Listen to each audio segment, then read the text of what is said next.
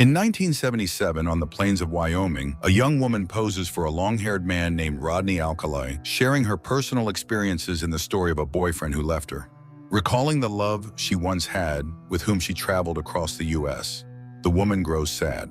Her mother had warned her that building a family with him wouldn't work, and indeed, he abandoned her when she brought up children.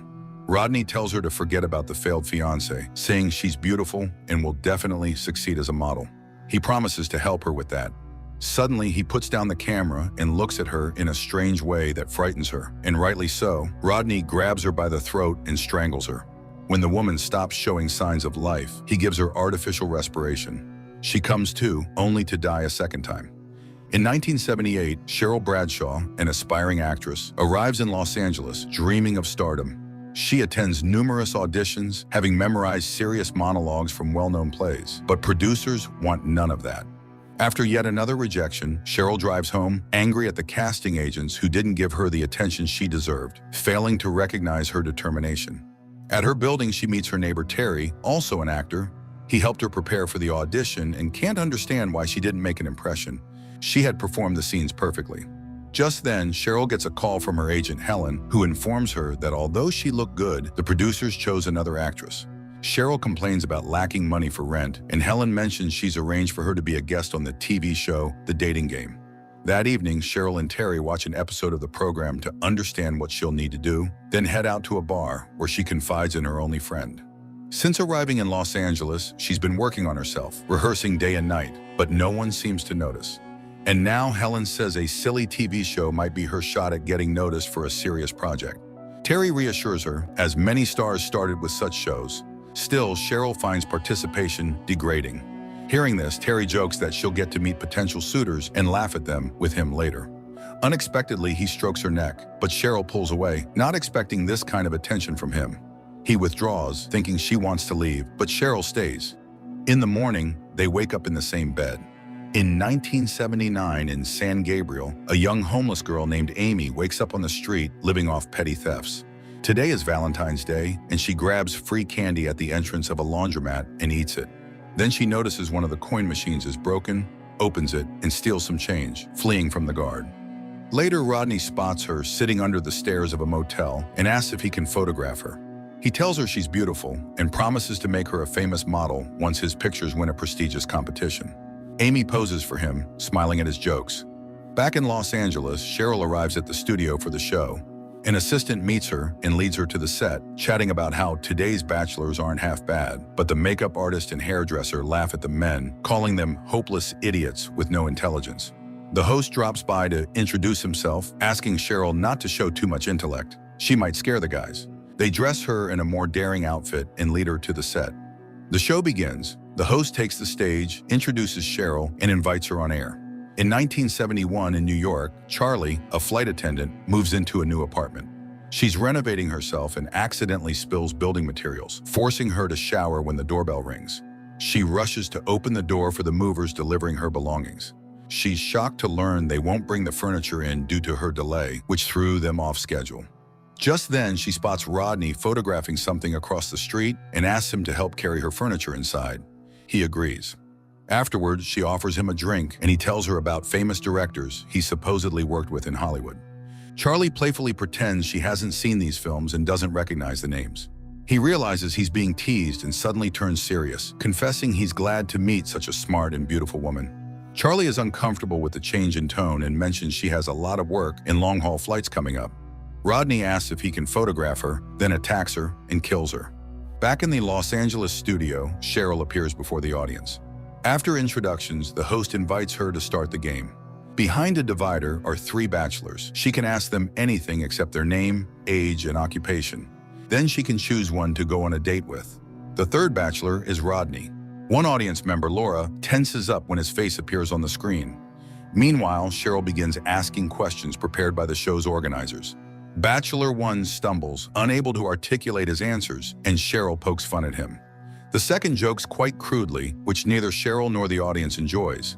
Bachelor 3 is witty, and his responses draw laughter from the audience. But Laura grows increasingly convinced that this man is the one she saw with her friend, who was later found murdered on a beach. She becomes uneasy and leaves the hall, accidentally knocking over a monitor. The show is interrupted as the crew tidies up. The hall is in turmoil as Laura exits the building, gets in her car, and recalls that night on the beach. In 1977, Rodney brings his recent photographs to the Los Angeles Times editorial office, impressing the editors. He notices a young courier and invites him to the beach to take his photo.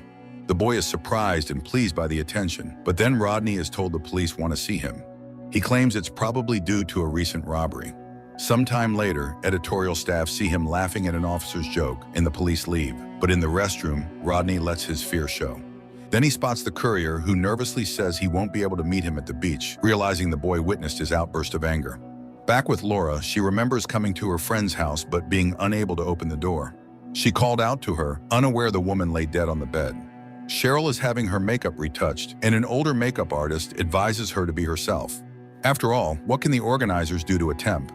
Meanwhile, the bachelors discuss Cheryl. The second is fine with a one-time no-strings-attached date, but Rodney confidently declares that she will be his. Laura's boyfriend, worried about her, comes to her car where she shares her suspicions about the third bachelor. That night on the beach, she felt something was off about him. She even described him to the police. She's sure he killed her friend, but her boyfriend doesn't take her seriously, saying producers must screen contestants, and if Bachelor 3 were a killer, he'd be in jail. Laura kicks him out of the car. Meanwhile, the show resumes. Cheryl decides to deviate from the script, finding the questions sexist and offensive. She asks more serious questions, mentioning Einstein and Kant, and asks about the difference between a boy and a man. Bachelors 1 and 2 stumble, clueless about what she's talking about, but Rodney manages to make a good impression. The host, realizing she's off script, is angry but plays along. Rodney answers questions his clumsy competitors can't. Cheryl shines with wit and erudition, mocking the dim-witted Bachelor 1 to the audience's delight. Bachelor 2 responds a bit better, and it's Rodney's turn. Meanwhile, Laura approaches the show's security guard, asking him to help her contact a producer because she suspects one of the bachelors is a criminal. On stage, Cheryl asks Rodney another tough question, and when he answers, a break is called for the decision. The guard brings Laura to a room where a producer is supposed to meet her. The furious host leaves the stage, demanding that Cheryl be removed from the program after the show. Backstage, Bachelor 2 confronts Rodney with his grievances, and Rodney asks for his address so they can settle the matter after the show. The other gives him his card. In response, Rodney hands him a photo of a murdered girl, pretending it's fake.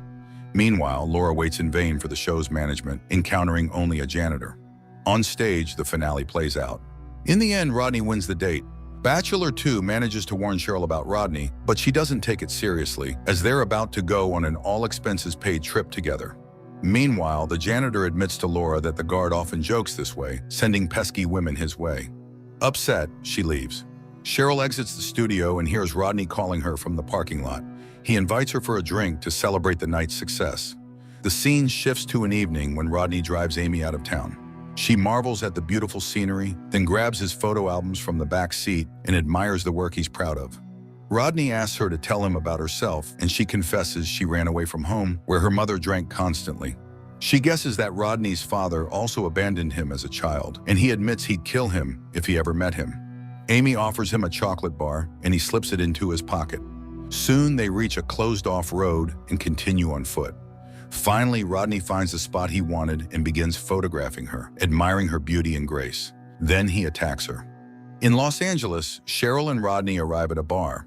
He tries to win her over, discussing the play she mentions. He's pleased to hear she has an audition for an upcoming play and compliments her as an actress.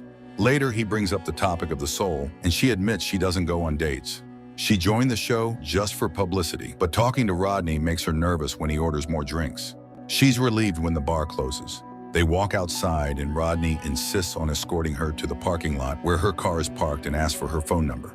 She writes it down for him, but as they reach the lot, he insists she double-check it, and she realizes she gave him a fake number and can't remember the real one. She tells him she won't be going on the trip with him and turns to her car. Rodney mutters a threat as she nervously hurries to get in, almost becoming his next victim. At that moment, a group of people emerges from the studio, scaring him off. Rodney leaves, and Cheryl gets in her car and drives away. The next day, Laura's boyfriend arrives with flowers, asking for her forgiveness for not believing her. He takes her to the police, where she gives a statement, but the officer isn't interested in reopening the case, and Laura, frustrated, storms out. Cheryl packs her things, says goodbye to Helen, and announces that she's leaving the industry and moving away from Hollywood. In 1979, in San Gabriel, a bound, wounded, and partially unclothed Amy regains consciousness in the desert next to a crying Rodney. She feigns shame over the incident, asking him to keep it secret. This earns his trust, and she convinces him to untie her, suggesting they go back to his place and be a couple. Amy and Rodney return to the car, where he apologizes for his behavior. She reassures him, pretending she's not upset. They drive toward the city. At a gas station, Rodney goes to the restroom and Amy runs away. Rodney searches briefly, but then sees the police arrive and arrest him. Amy, hiding in a cafe, watches tearfully.